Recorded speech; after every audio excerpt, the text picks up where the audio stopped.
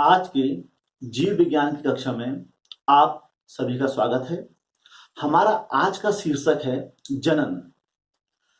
प्रत्येक जीव एक निश्चित अवधि तक ही जीवित रह सकता है, तो वह अपनी जाति को बनाए रखने के लिए अपने जैसी संतान को उत्पन्न करता है, जिस प्रक्रिया को जनन या रिप्रोडक्शन कहा जाता है।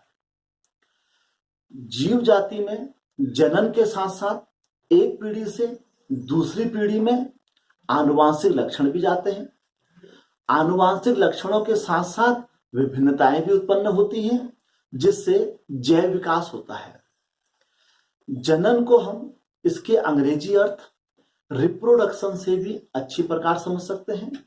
रिप्रोडक्शन मीन्स रीप्रोडक्शन, री मीन्स पुनः, प्रोडक्शन मीन्स प्रोड्यूस करना, अर्थात जीव जाति द्वारा अपने जैसी संतान को पुनः उत्पन्न करना रिप्रोडक्शन कहलाता है।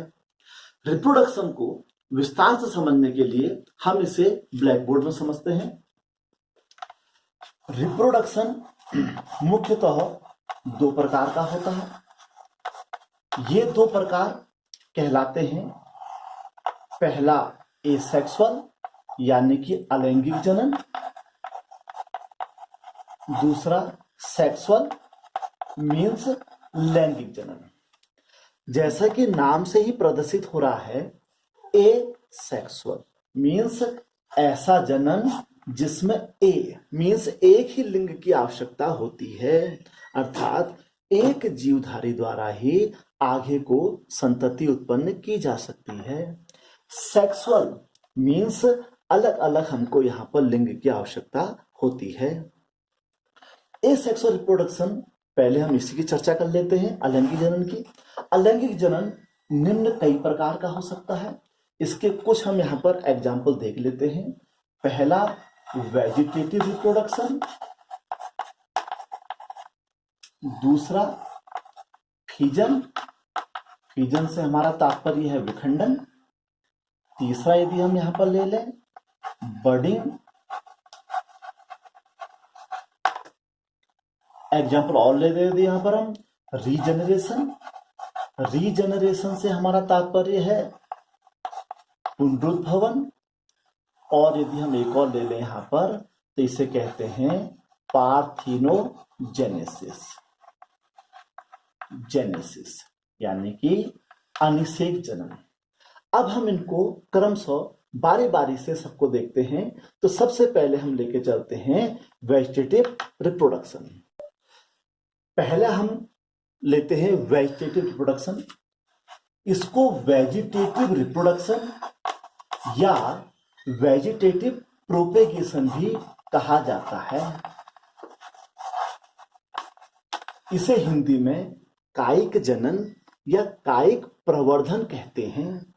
जैसे कि इसके नाम से ही स्पष्ट है, कायिक, कायिक मीन्स काया, शरीर के किसी भी भाग से नया पौधा उत्पन्न होना कायिक जनन कहलाता है। और वेजिटेटिव रिप्रोडक्शन सिर्फ पौधों में ही पाया जाता है। यह दो प्रकार से हो सकता है। यह नेचुरल यानी कि प्राकृतिक तरीके से भी हो सकता है, और कृत्रिम यानी कि आर्टिफिशियल तरीके से भी इनको हम उत्पन्न कर सकते हैं। तो कायिक जनन पौधे के या तो रूट यानी कि जड़ वाले भाग से हो सकता है, या यह तना यानी कि स्टीम वाले भाग से भी हो सकता है, या यह लीफ यानी कि यह पत्ती से भी हो सकता है। जब पेड़ पौधों में जड़ के किसी भाग से नया पौधा उत्पन्न हो जाता है तो उसे वेजिटेटिव प्रोडक्शन बाय रूट कहा जाता है। इसी प्रकार बाय स्टेम और बाय लीफ या पत्ती के द्वारा होता है। रूट में यदि हम देखें तो जैसे डहेलिया, डहेलिया को ले लें हम, डहेलिया या स्वीट पोटैटो, इनकी जो जड़ होती है उनमें विभिन्न प्रकार के कंद या राइजोम पाए जाते हैं, जिनको ट्यूबर पाए जाते हैं, जिनको हम अलग कर लें और जमीन में बो दें तो उससे क्या होता है, नया पौधा उत्पन्न हो जाता है। इसी प्रकार स्टेम में यदि हम देखें, आलू, आलू का ट्यूबर देख लें, या हम अदरक का राइजोम देख लें, ये सब के सब यदि इनको अलग अलग कर लें और जमीन में बो दें तो नया पौधा उत्पन्न हो जाता है। और वहीं यदि हम लीफ में देखें तो हमारे पास ब्रायोफिलम है। ब्रायोफिलम की जो पत्ती होती है उसके यदि हम विभिन्न भाग कर लें और उसको जमीन में बो दें तो नया पौधा उत्पन्न हो जाता है। इस प्रकार वेजिटेटिव प्रोडक्शन में पौधे के किसी भाग से नया पौधा उत्पन्न किया जा सकता है।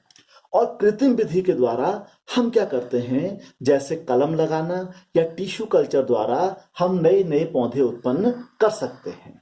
अब हम अलैंगिक जनन की दूसरी विधि में हमारे पास है यहाँ पर फीजन। फीजन से हमारा तात्पर्य है विखंडन। विखंडन यह प्रक्रिया दो प्रकार से हो सकती है। यदि एक जीव जाति के फीजन के बाद दो जीव बनते हैं तो उसको हम बाइनरी फीजन कहते हैं। यदि बहुत सारे बनते हैं तो इसको हम मल्टीपल फीजन कहते हैं। बाइनरी मीन्स एक जीव से दो जीव बनना, मल्टीपल मीन्स एक से कई सारे बनना। इसको हम अमीबा के द्वारा देख सकते हैं। जैसे यह अमीबा का कोई हम डायग्राम बना लेते हैं। ये इसका केंद्रक है, यह अपने को ग्रोथ करता है, ग्रोथ करके क्रमशः यह इस प्रकार से इस अमीबा में क्रमशः पहले इसका सेल शेप डिवाइड हो जाता है, फिर उसका जो केंद्रक होता है वह क्रमशः दो भागों में बढ़ जाता है और एक अमीबा से दो अमीबा छोटे अमीबुली उत्पन्न हो जाते हैं। तो इसमें हमने देखा कि एक अमीबा से दो अमीबुली उत्पन्न हुए, तो एक से दो बनना मीन्स यह हो गया बाइनरी फिजन। पर जब कभी ड्रेस्टिक कंडीशन होती है या स्थितियां प्रतिकूल होती हैं तो उस समय अमीबा क्या करता है, वह अंदर ही अंदर इसका जो केंद्रक होता है वह कई भागों में डिवाइड हो जाता है। जब स्थितियां अनुकूल होती हैं तो प्रत्येक केंद्रक के भाग के चारों ओर जीवद्रव्य इकट्ठा हो जाता है और एक अमीबा से बहुत सारे अमीबुली बन जाते हैं, जिसको हम मल्टीपल या बहुविखंडन की प्रक्रिया कहते हैं।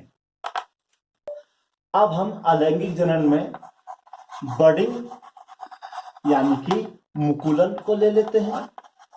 यह काफी महत्वपूर्ण है और परीक्षा में कई बार पूछा जाता है।